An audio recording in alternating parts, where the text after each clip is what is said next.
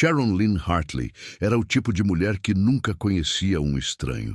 Nascida em 3 de agosto de 1976, na pequena cidade de Jasper, Texas, ela cresceu cercada por florestas de pinheiros e por uma comunidade muito unida, onde todos sabiam seu nome antes mesmo de você se apresentar. Sharon era a filha do meio de 3 irmãs, criada pela mãe após a morte do pai, quando ela tinha apenas 12 anos. Essa perda a ensinou cedo sobre o luto, mas também sobre resiliência. Quando Sharon completou 47 anos, ela havia construído uma vida que refletia tanto suas dificuldades quanto suas conquistas. Ela trabalhava como assistente médica em uma clínica familiar em Beaumont, Texas, onde morava há 15 anos. Seus colegas de trabalho a descreviam como o coração do consultório.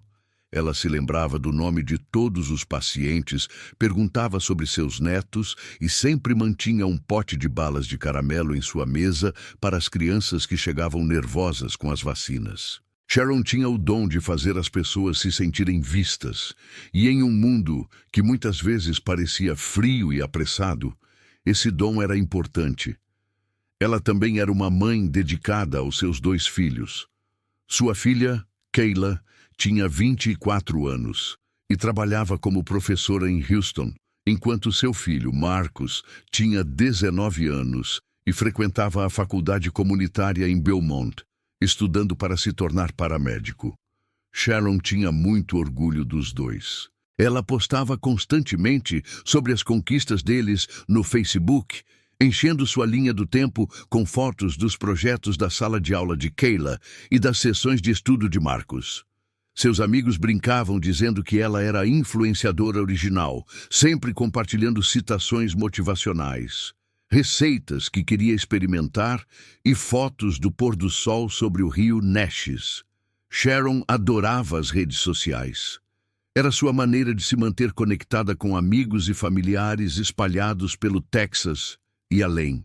Ela era ativa em grupos comunitários locais, frequentemente organizando campanhas de arrecadação de fundos para famílias carentes ou promovendo pequenas empresas pertencentes a pessoas que conhecia. Seu perfil no Facebook era um reflexo de sua personalidade, calorosa, aberta e cheia de vida. Mas a vida de Sharon nem sempre foi fácil. Seu casamento com Daniel Ray Hartley começou promissor, mas terminou em sofrimento.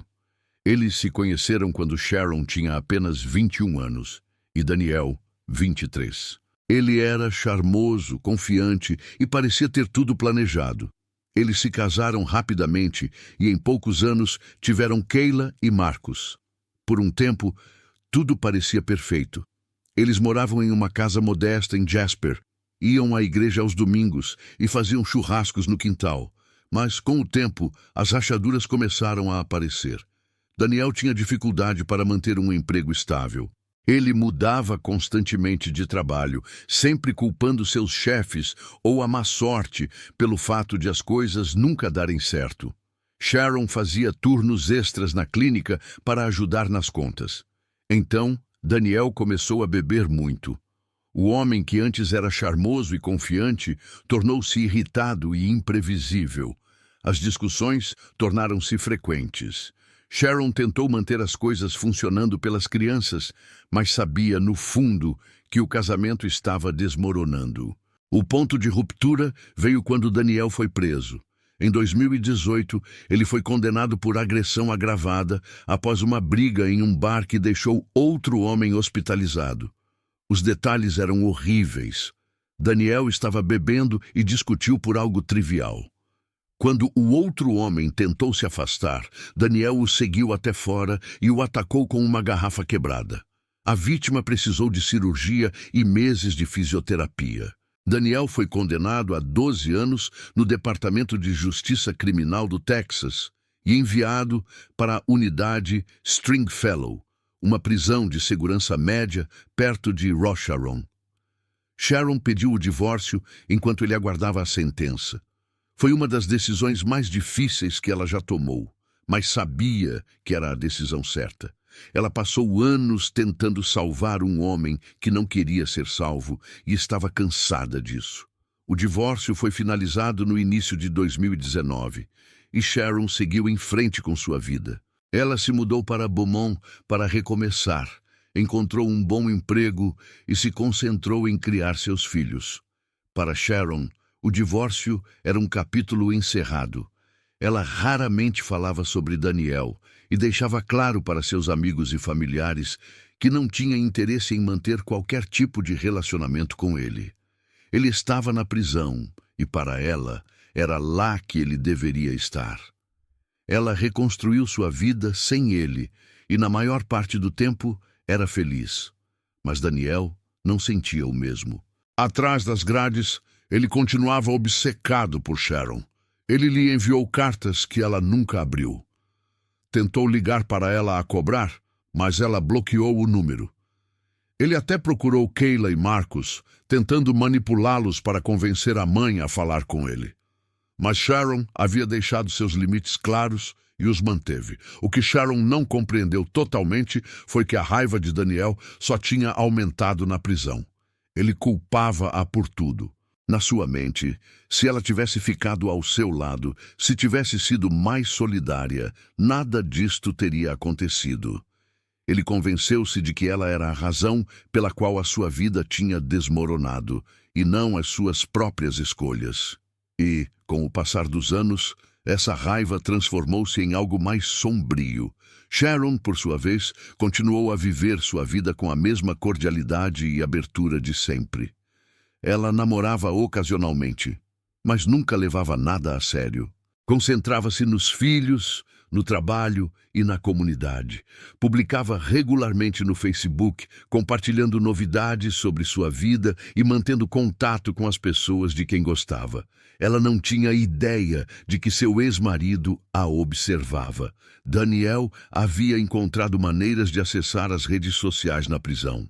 Apesar das regras contra isso, os presos muitas vezes conseguiam obter telefones contrabandeados ou convenciam amigos e familiares do lado de fora a monitorar seus perfis para eles. Daniel tinha alguém acompanhando a página do Facebook de Sharon e via tudo o que ela postava.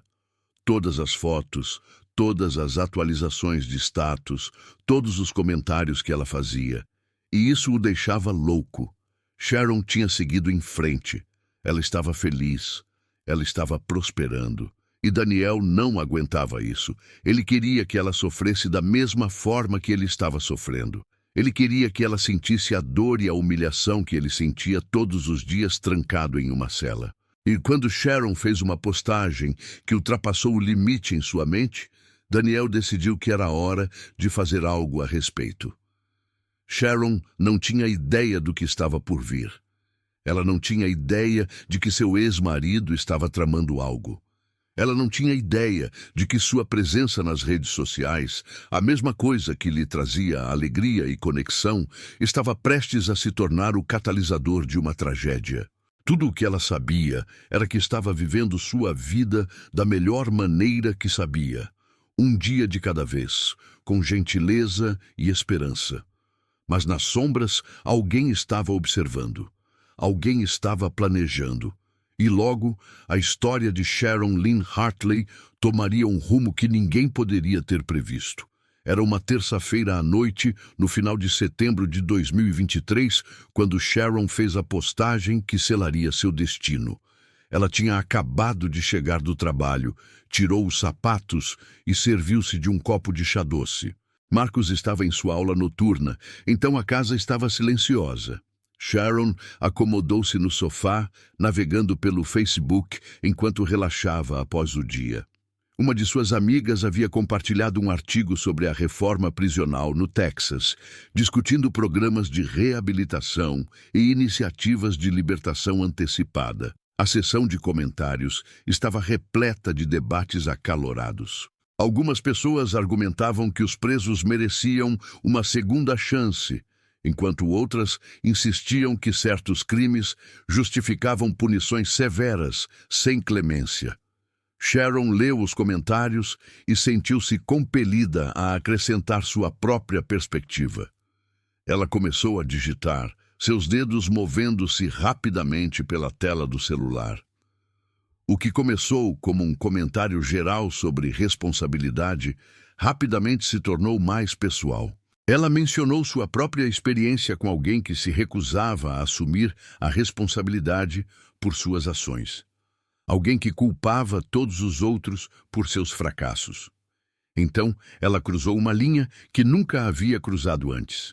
Ela citou o nome de Daniel.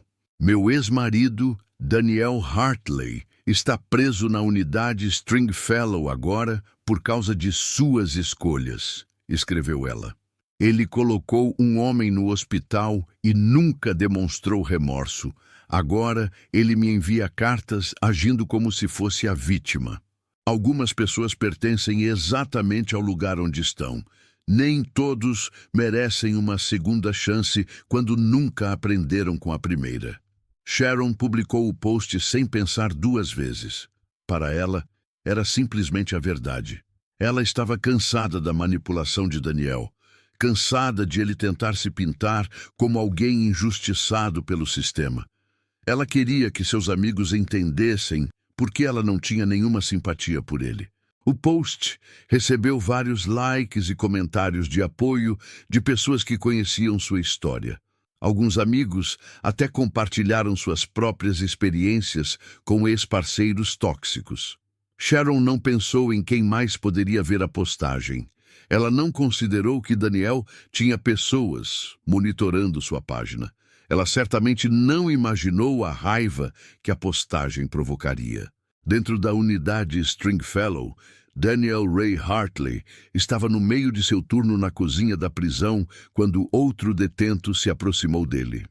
O homem, cuja namorada estava verificando o Facebook de Sharon a pedido de Daniel, tinha acabado de desligar o telefone. Ei, Hartley, sua ex-esposa acabou de postar sobre você. Você vai querer ouvir isso. Daniel parou o que estava fazendo. Seu maxilar se contraiu.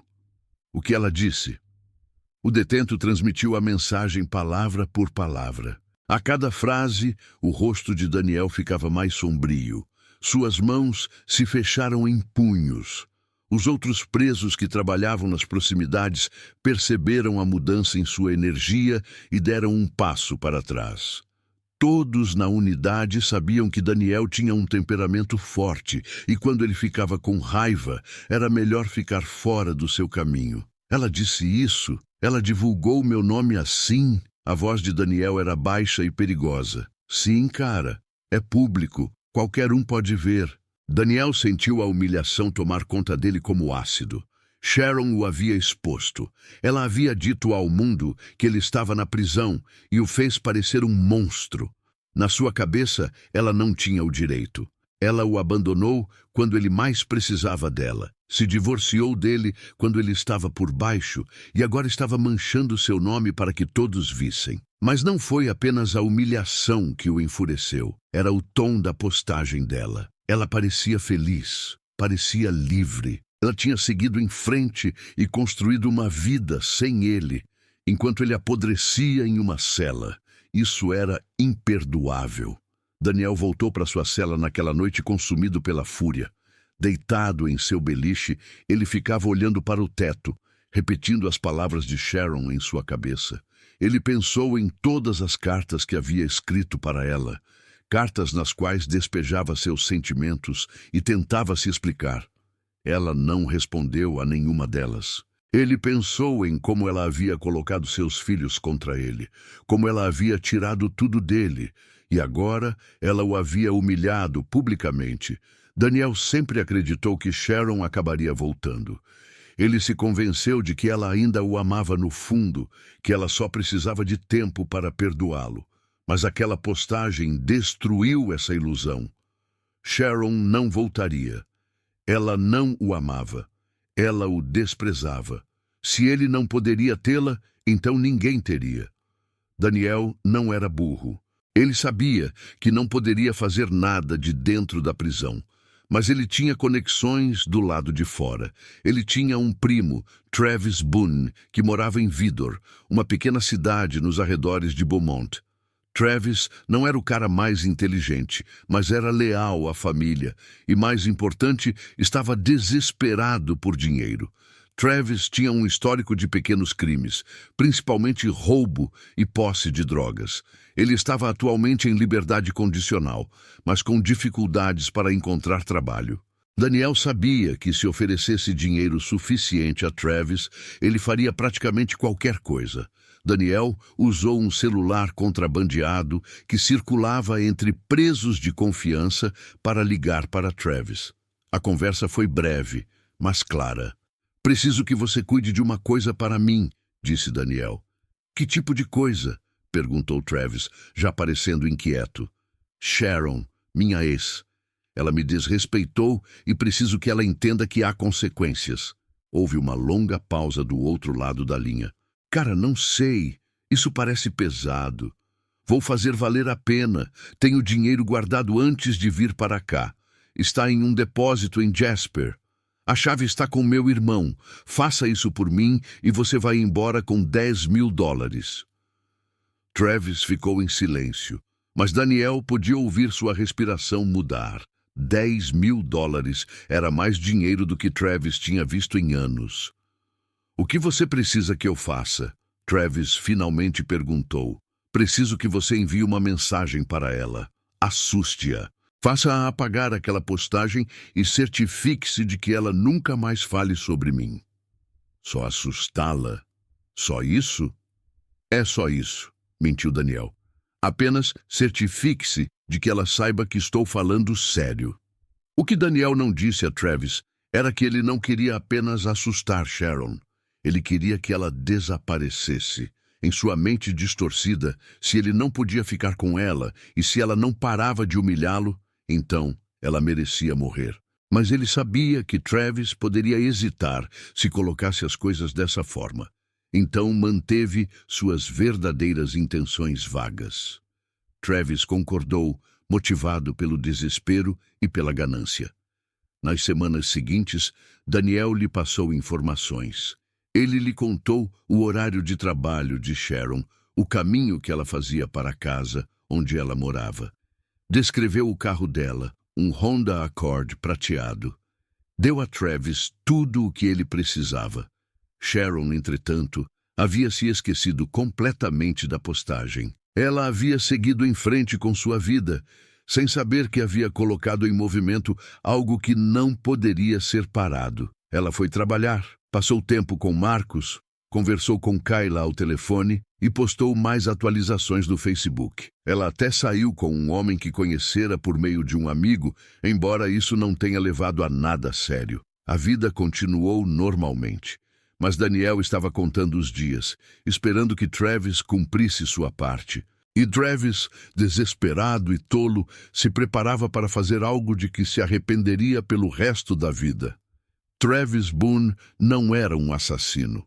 Ele havia cometido muitos erros em seus 32 anos, mas assassinato nunca havia estado na lista. No entanto, ali estava ele, sentado em seu apartamento apertado em Vidor, olhando para uma arma que havia comprado de um cara em um estacionamento por $300. A arma parecia mais pesada do que deveria, como se carregasse o peso do que ele estava prestes a fazer. Daniel ligava para ele quase todos os dias, usando diferentes telefones contrabandeados para evitar ser detectado. Cada conversa era a mesma.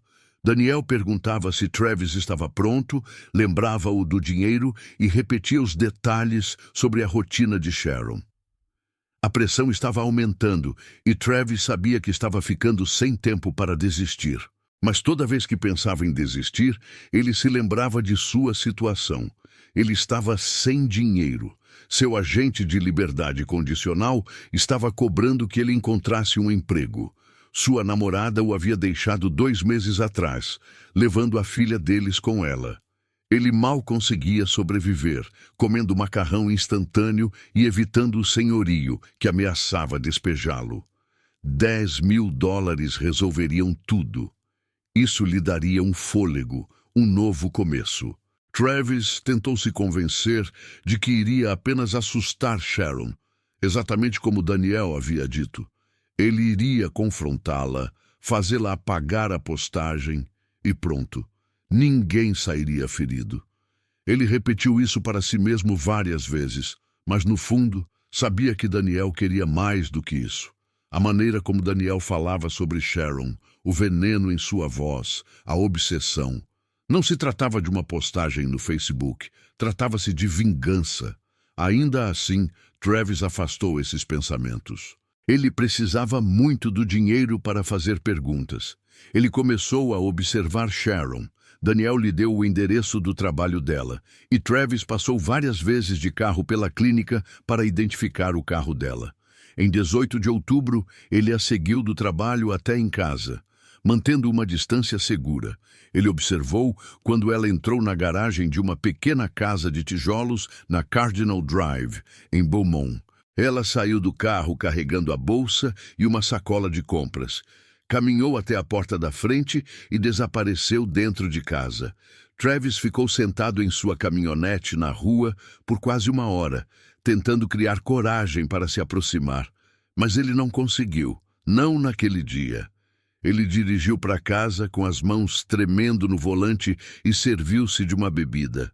Sharon não tinha ideia de que estava sendo observada. Outubro era seu mês favorito. O calor opressivo do Texas finalmente diminuía e as noites se tornavam frescas e agradáveis. Ela adorava sentar na varanda dos fundos com um livro, ouvir os grilos e observar o céu ficar laranja e roxo ao pôr do sol. Marcos ficava em casa na maioria das noites e eles preparavam o jantar juntos, conversando sobre as aulas dele e seus planos para o futuro. Em 20 de outubro, Sharon postou uma foto no Facebook de uma torta de nozes que ela havia feito. "Primeira torta da temporada", escreveu ela com um emoji sorridente. A postagem recebeu dezenas de curtidas. Seus amigos comentaram pedindo a receita e brincando para que ela guardasse uma fatia para eles. Era o tipo de conteúdo inocente e alegre que preenchia a página de Sharon. Ela não tinha ideia de que todas as postagens estavam sendo repassadas para Daniel, alimentando sua raiva. Naquele mesmo dia, Daniel ligou para Travis novamente. Desta vez, seu tom era diferente. Ele estava cansado de esperar. "Quando você vai resolver isso?", exigiu Daniel. "Estou trabalhando nisso, cara. Tenho observado ela como você disse." "Observar ela não é suficiente. Preciso que isso seja resolvido." Ela postou outra foto ontem, sorrindo como se não tivesse nenhuma preocupação no mundo. Ela precisa aprender. Travis sentiu seu estômago revirar. "Vou cuidar disso. Só preciso do momento certo." "O momento certo é agora. Faça isso até o final da semana ou o acordo está cancelado." "E se você desistir, Travis, lembre-se de que eu sei onde você mora. Também tenho amigos lá fora." A ameaça era clara. Travis estava encurralado. Ele já havia aceitado o trabalho, e Daniel não era do tipo que deixava alguém escapar. Travis percebeu que havia cometido um erro terrível, mas era tarde demais para desfazê-lo. Ele decidiu que faria isso na terça-feira, 24 de outubro. Sharon trabalhava até às 5 da tarde, e Marcos tinha uma aula noturna que só terminava às 9. Isso daria a Travis uma janela de oportunidade em que Sharon estaria sozinha em casa. Sharon passou aquela terça-feira como qualquer outra. Ela atendeu pacientes o dia todo, conversando com eles sobre suas vidas e oferecendo conforto sempre que podia.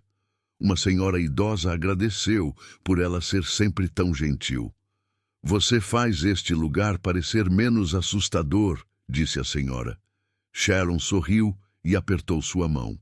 "É meu trabalho", respondeu. Depois do trabalho, Sharon parou no supermercado para comprar ingredientes para fazer chili. Ela planejava fazer uma grande quantidade para que Marcos pudesse levar as sobras para a escola. Enquanto caminhava pelos corredores, ela encontrou um ex-colega de trabalho.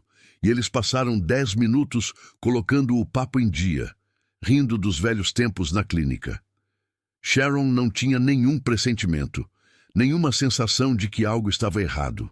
Ela entrou em seu Honda, dirigiu até casa e estacionou na garagem pouco depois das 6. O sol estava começando a se pôr, projetando longas sombras na rua residencial tranquila. Ela pegou suas compras e caminhou até a porta da frente, equilibrando as sacolas enquanto destrancava a porta. Lá dentro, ela colocou as sacolas na bancada da cozinha e tirou os sapatos. Ligou o rádio e começou a arrumar as compras, cantarolando uma música country. Marcus havia enviado uma mensagem mais cedo, dizendo que iria comer algo no campus. Então, ela não precisava se apressar para preparar o jantar. Ela pensou em colocar uma roupa confortável e talvez assistir a um filme. Sharon estava na cozinha cortando cebolas quando ouviu uma porta de carro bater do lado de fora. Ela não deu muita importância. Seus vizinhos estavam sempre indo e vindo. Mas então, ela ouviu passos na varanda da frente. Passos pesados e deliberados. Ela parou com a faca na mão, ouvindo. Os passos pararam na porta. Então veio a batida.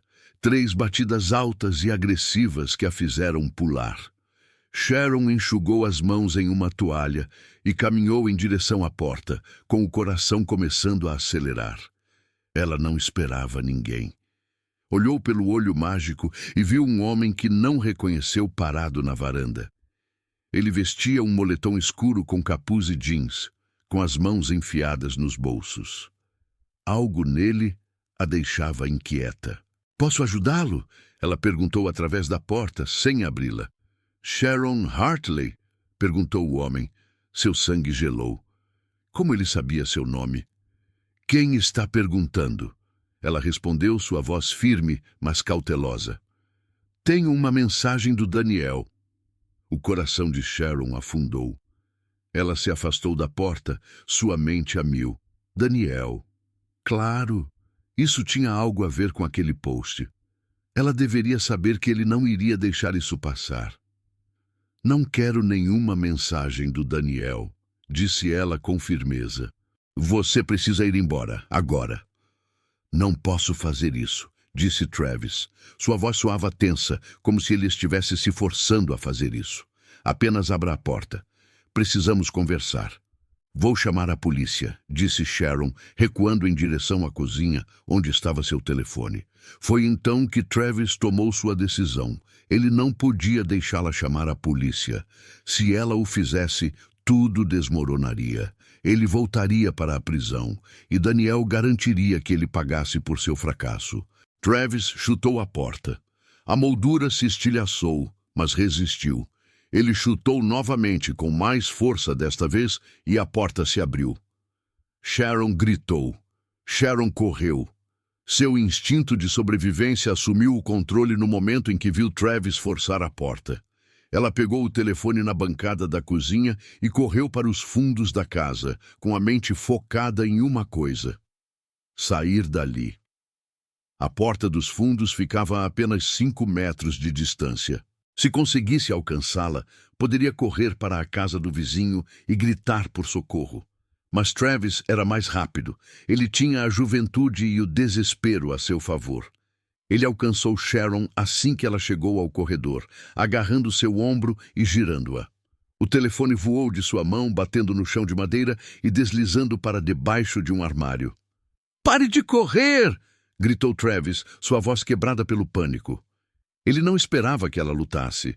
Ele imaginava que ela ficaria paralisada, talvez chorasse e implorasse, mas Sharon estava lutando com todas as suas forças. Ela arranhou seu rosto, suas unhas arrancando sangue de sua bochecha. Ela gritou o mais alto que pôde, esperando que alguém ouvisse. Travis tentou cobrir sua boca, mas ela mordeu com força sua palma.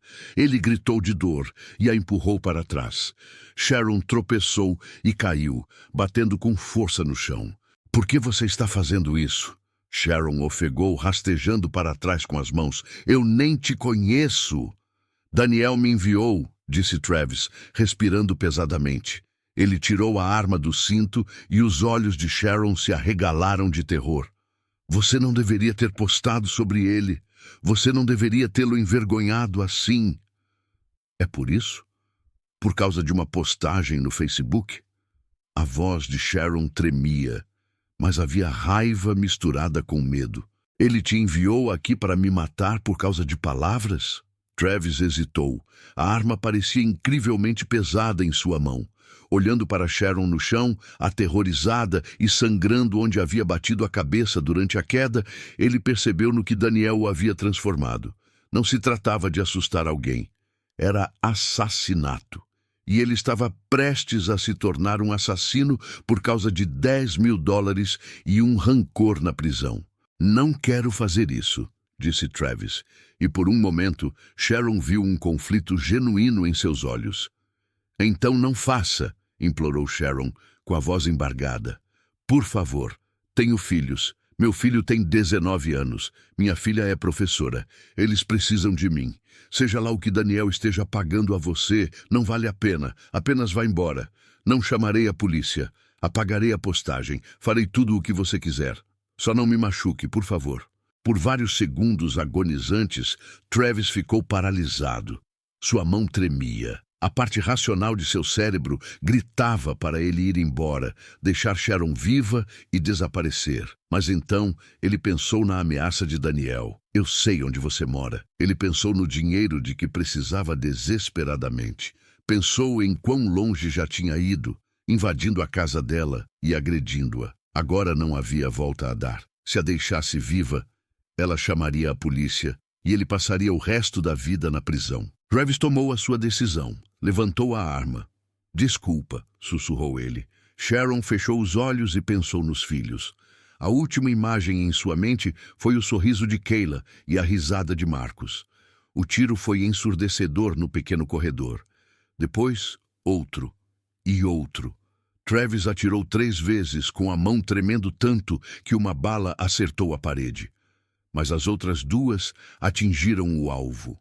O corpo de Sharon se contorceu com o impacto e ela caiu completamente, com sangue se espalhando pelo chão abaixo dela. Travis ficou parado ali por um momento, olhando para o que havia feito.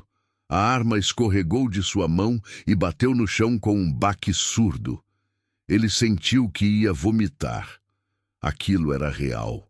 Ele acabara de matar alguém. Uma mulher que estava viva e implorando por sua vida, segundos atrás, agora estava morta por causa dele. O pânico se instalou. Travis pegou a arma, enfiou-a de volta na cintura e correu. Ele saiu pela porta da frente, sem se preocupar em fechá-la atrás de si. Entrou em sua caminhonete e foi embora, com o coração batendo tão forte que achou que fosse explodir. Suas mãos estavam cobertas de sangue devido aos arranhões que Sharon lhe causara, e ele não conseguia parar de tremer. Atrás dele, Sharon Lynn Hartley jazia sozinha no corredor de sua casa, sua vida roubada por causa de palavras postadas na internet. Marcos chegou em casa às 9h15. Sua aula noturna havia sido cancelada, então ele decidiu voltar para casa mais cedo e fazer uma surpresa para sua mãe. Talvez eles pudessem assistir a um filme juntos. Ele percebeu imediatamente que a porta da frente estava ligeiramente aberta. Isso era estranho. Sua mãe sempre tomava cuidado para trancar tudo. "Mãe!" ele chamou enquanto empurrava a porta. "Você está aqui?" A casa estava silenciosa, exceto pelo rádio que ainda tocava baixinho na cozinha. Marcos entrou e viu as compras ainda sobre a bancada, parcialmente desembaladas. Um saco de cebolas tinha se espalhado pelo chão. "Mãe!" chamou ele novamente, desta vez mais alto. Algo parecia errado. Ele caminhou em direção ao corredor e parou. O seu cérebro não conseguia processar o que estava a ver inicialmente. A sua mãe estava deitada no chão numa poça de sangue, com os olhos abertos, mas sem ver. A sua camisa estava encharcada de vermelho. As paredes estavam salpicadas. Marcos se ajoelhou ao lado dela, com as mãos pairando sobre o corpo dela, sem saber o que fazer. "Mãe! Mãe! Acorde!" Ele sacudiu o ombro dela, mas ela não respondeu. A pele dela já estava ficando fria. Ele procurou o telefone e discou para o 911, com a voz quase incoerente, enquanto gritava por socorro. Minha mãe foi baleada. Ela não está respirando. Por favor, vocês precisam enviar alguém. Por favor. A operadora tentou mantê-lo calmo, perguntando o endereço e dizendo que os paramédicos estavam a caminho. Mas Marcos mal conseguia ouvi-la por causa de seus próprios soluços. Ele permaneceu na linha, segurando a mão da mãe, implorando para que ela acordasse, mesmo sabendo que ela já havia partido. A polícia de Beaumont chegou em 6 minutos. Os policiais isolaram o local e gentilmente afastaram Marcos do corpo de sua mãe. Os paramédicos correram para o local, mas não havia nada que pudessem fazer. Sharon estava morta há horas. O médico legista determinaria mais tarde que ela havia levado 2 tiros no peito e que a morte havia sido quase instantânea. A detetive Lisa Moreno foi designada para o caso. Ela chegou ao local pouco depois das 10 e imediatamente percebeu que não se tratava de um assalto aleatório. Nada havia sido roubado. A bolsa de Sharon ainda estava na bancada da cozinha, com dinheiro e cartões de crédito dentro. Suas joias estavam intactas. Era algo pessoal.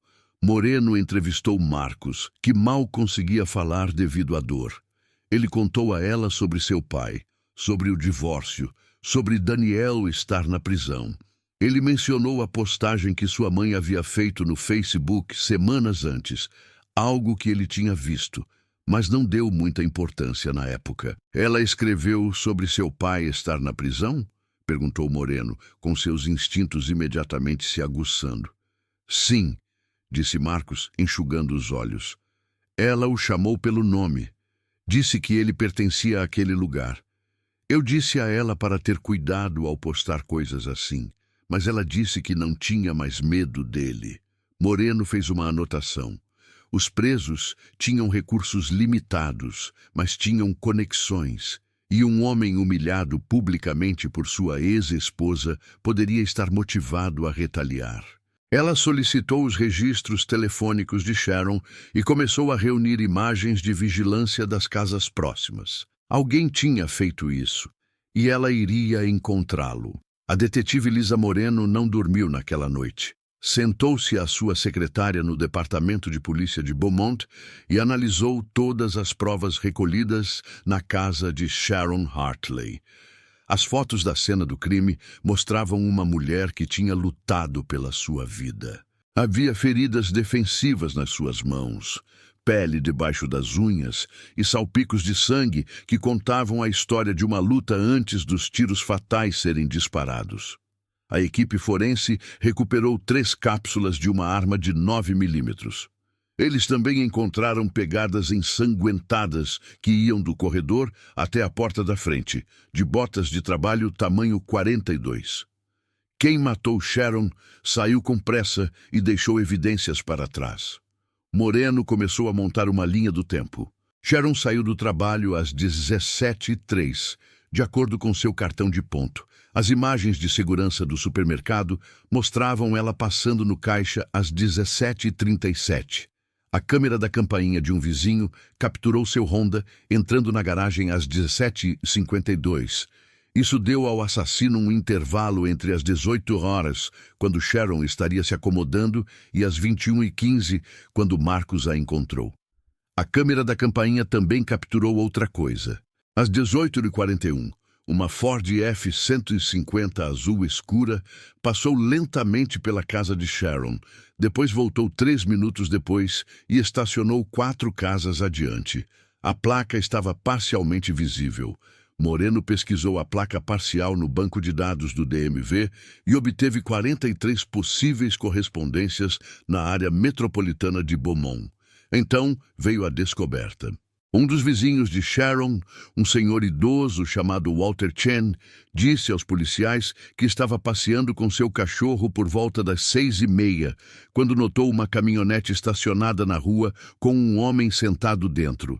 O homem parecia nervoso, ficava checando o celular e parecia estar observando a casa de Sharon. Walter achou estranho, mas não chamou a polícia porque o homem acabou indo embora. Walter forneceu uma descrição. Homem branco na casa dos 30, cabelo castanho, vestindo um moletom escuro com capuz. Quando lhe mostraram uma série de fotos baseadas nos resultados do DMV, Walter apontou para uma foto imediatamente. É ele, tenho certeza. A foto era de Travis Wayne Boone, 32 anos de Vidor. Moreno consultou o cadastro dele. Roubo, posse de drogas, agressão, atualmente em liberdade condicional. E então ela viu a conexão que fez tudo fazer sentido. Travis Boone era primo de Daniel Ray Hartley. Te peguei, murmurou Moreno. Ela imediatamente solicitou um mandado para a prisão de Travis e outro para seus registros telefônicos. Ela também entrou em contato com o Departamento de Justiça Criminal do Texas para obter todos os registros de comunicação de Daniel Hartley, da unidade Stringfellow. Se Daniel tivesse orquestrado isso, haveria um rastro. Enquanto Moreno montava seu caso, Travis estava desmoronando. Ele voltou para Vidor atordoado, sua mente repetindo o tiroteio várias vezes. Ele queimou suas roupas em um barril atrás de seu apartamento e esfregou as mãos até ficarem em carne viva. Mas ainda podia ver o rosto aterrorizado de Sharon. Ainda podia ouvir o som dos tiros. Ele tentou ligar para Daniel usando o número de telefone contrabandeado, mas ninguém atendeu. Ele enviou uma mensagem de texto. Está feito. Preciso desse dinheiro agora. Nenhuma resposta. As horas passaram. Travis andava de um lado para o outro em seu apartamento, bebendo uísque direto da garrafa, com a paranoia consumindo-o. E se Daniel tivesse armado para ele?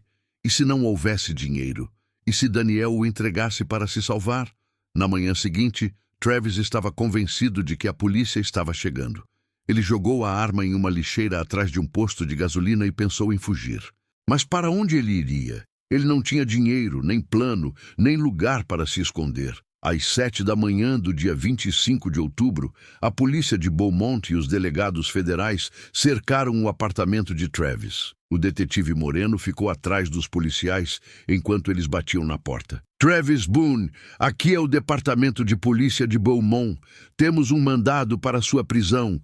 Abra a porta. Lá dentro, Travis ouviu a ordem e soube que estava tudo acabado. Ele pensou brevemente na arma, mas lembrou-se de que já a havia jogado fora. Não havia como escapar dessa situação. Ele caminhou até a porta, abriu-a lentamente e levantou as mãos. Eu não queria fazer isso, disse ele enquanto os policiais invadiam o local e o jogavam no chão. Ele me obrigou a fazer isso, foi o Daniel, foi tudo culpa do Daniel. Moreno deu um passo à frente enquanto o algemavam. Travis Boone, você está preso pelo assassinato de Sharon Lynn Hartley. Você tem o direito de permanecer em silêncio. Mas Travis não queria permanecer em silêncio. Enquanto o colocavam na parte de trás da viatura, ele continuou falando, desesperado para transferir a culpa. Daniel Hartley me contratou. Ele me pagou para matá-la. Verifiquem os registros do telefone dele. Ele me ligou da prisão. Eu tenho provas. Moreno ouviu com atenção. Ela já suspeitava do envolvimento de Daniel, mas ouvir Travis confirmar isso lhe deu a vantagem de que precisava. De volta à delegacia, ela deixou Travis sentado em uma sala de interrogatório por 2 horas, deixando sua ansiedade aumentar antes de entrar com uma pasta e um gravador. Você disse que Daniel Hartley te contratou. Moreno começou, sentando-se à sua frente. Conte-me tudo, sem omitir nada. Esta é sua única chance de ajudar a si mesmo. Travis falou por 3 horas. Ele explicou como Daniel havia entrado em contato com ele semanas antes, furioso com a postagem no Facebook. Ele descreveu os telefonemas, as ameaças, a promessa de $10.000. Ele admitiu ter vigiado Sharon, seguido-a e invadido sua casa. Ele confessou ter atirado nela, embora insistisse que não queria fazer isso. Ele disse que eu só precisava assustá-la, disse Travis com a voz vazia. Mas eu sabia, no fundo eu sabia que ele queria que ela morresse, e eu fiz isso mesmo assim porque precisava do dinheiro. Moreno fez anotações detalhadas. Onde está a arma? Travis contou a ela sobre a lixeira. Os policiais recuperaram a arma em poucas horas e a balística confirmou que era a arma do crime. As impressões digitais de Travis estavam por toda parte. E o dinheiro? Perguntou Moreno. Daniel pagou você?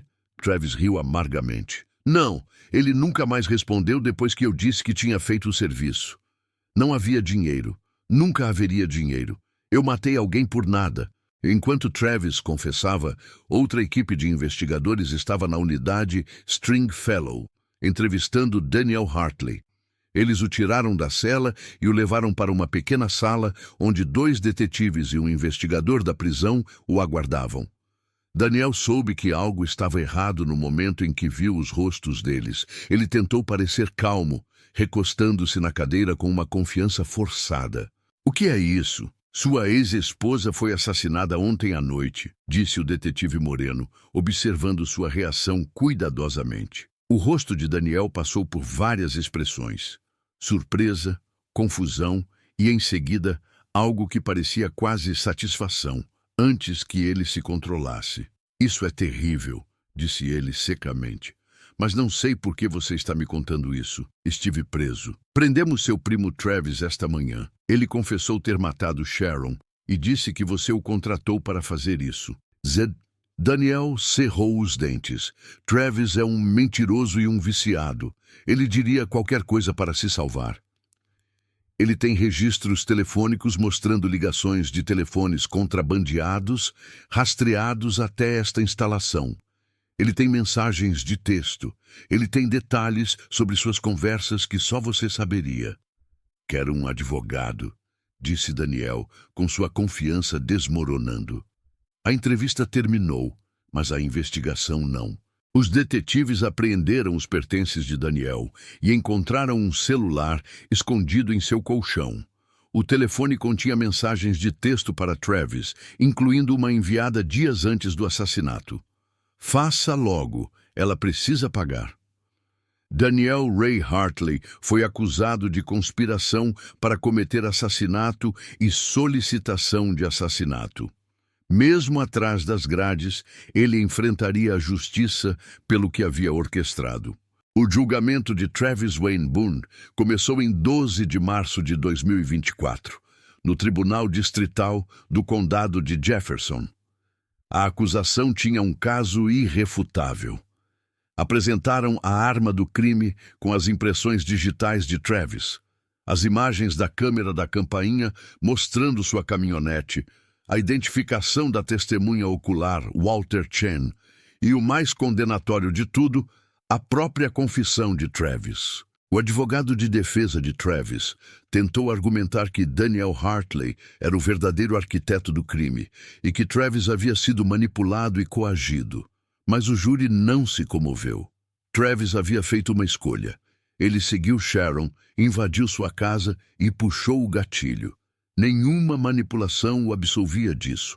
O julgamento durou 8 dias. Os filhos de Sharon sentaram-se no tribunal todos os dias. Kayla tirou uma licença de seu trabalho de professora em Houston para estar lá. Marcus abandonou suas aulas na faculdade. Nenhum dos dois conseguia se concentrar em nada, exceto em obter justiça para sua mãe. Quando Travis subiu ao banco das testemunhas, ele chorou. Ele pediu desculpas repetidamente, dizendo que gostaria de poder voltar atrás. Eu penso nela a cada segundo de cada dia, disse ele com a voz embargada. Eu destruí minha vida e a dela por dinheiro que nem sequer recebi. Sinto muito mesmo. Kayla levantou-se de seu lugar. Seu pedido de desculpas não significa nada, disse ela com voz fria e clara. Você tirou nossa mãe de nós.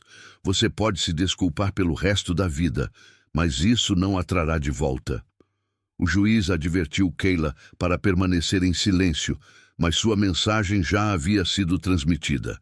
O júri deliberou por menos de 4 horas. Eles consideraram Travis Wayne Boone culpado de homicídio doloso e roubo. Quando o veredito foi lido, Travis baixou a cabeça e colocou as mãos no rosto. A família de Sharon se abraçou, com lágrimas escorrendo pelo rosto. Na sentença, 2 semanas depois, Kayla e Marcus leram declarações de impacto da vítima. Kayla falou sobre como sua mãe era sua melhor amiga, como ligava para ela todos os dias para pedir conselhos e como nunca poderia compartilhar seus futuros filhos com a mulher que a criou.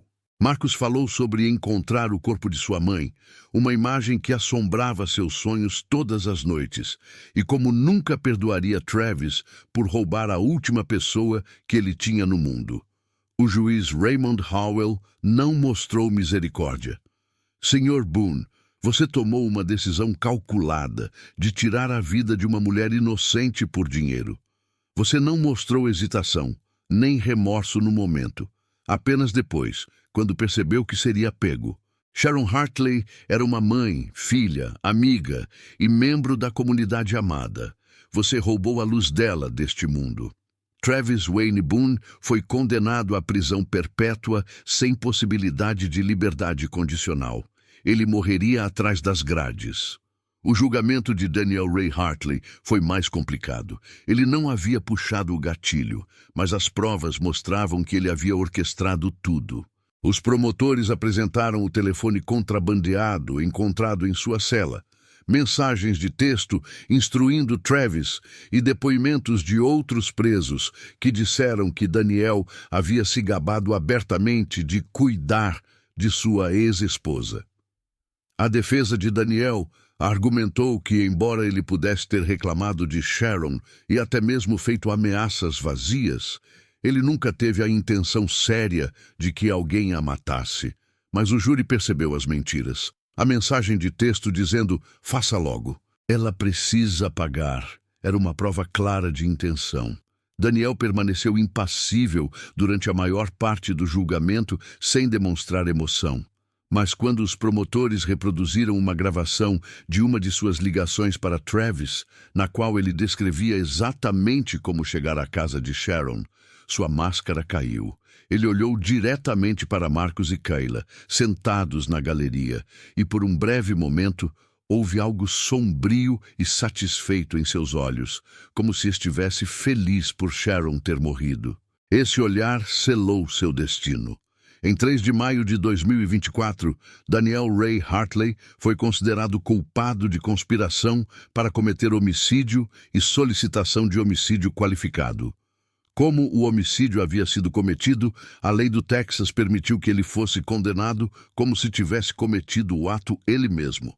A juíza Patrícia Rios dirigiu-se diretamente a ele. Sr. Hartley, o senhor usou seu primo como arma para assassinar a mãe de seus filhos por rancor e orgulho ferido. Você orquestrou esse assassinato de trás das grades, porque Sharon Hartley ousou falar a verdade sobre você. Você é um covarde e um perigo para a sociedade. Daniel foi condenado à prisão perpétua sem direito à liberdade condicional, com sua pena a ser cumprida consecutivamente aos 12 anos que ele já estava cumprindo. Ele nunca mais veria a liberdade. Ao ser conduzido para fora do tribunal, Daniel finalmente falou. Ela não deveria ter me desrespeitado, disse ele, olhando para seus filhos. Ela provocou isso. Marcus se lançou em direção a ele, mas os oficiais do tribunal o seguraram. Kayla simplesmente se virou, recusando-se a dar ao pai mais um segundo de sua atenção. Nos meses que se seguiram, a família de Sharon tentou reconstruir suas vidas. Kayla voltou a lecionar, dedicando-se ao trabalho e encontrando um propósito em moldar mentes jovens da mesma forma que sua mãe havia moldado a sua. Marcus acabou voltando aos estudos de paramédico, determinado a salvar vidas em memória de sua mãe. Eles criaram a Sharon Hartley Foundation, uma organização sem fins lucrativos focada em aumentar a conscientização sobre a violência doméstica e os perigos do assédio nas redes sociais. Eles viajaram por escolas em todo o Texas, falando aos alunos sobre como os conflitos online podem se transformar em violência no mundo real. Minha mãe postou algo que acreditava ser verdade, disse Kayla durante uma apresentação. Ela não sabia que suas palavras custariam sua vida, mas a lição não é ficar em silêncio quando alguém te magoa. A lição é que precisamos melhorar como sociedade na proteção das pessoas contra retaliação e abuso. E a Fundação também pressionou por controles mais rígidos sobre celulares contrabandeados nas prisões e melhores sistemas de monitoramento para impedir que os presos orquestrassem crimes atrás das grades.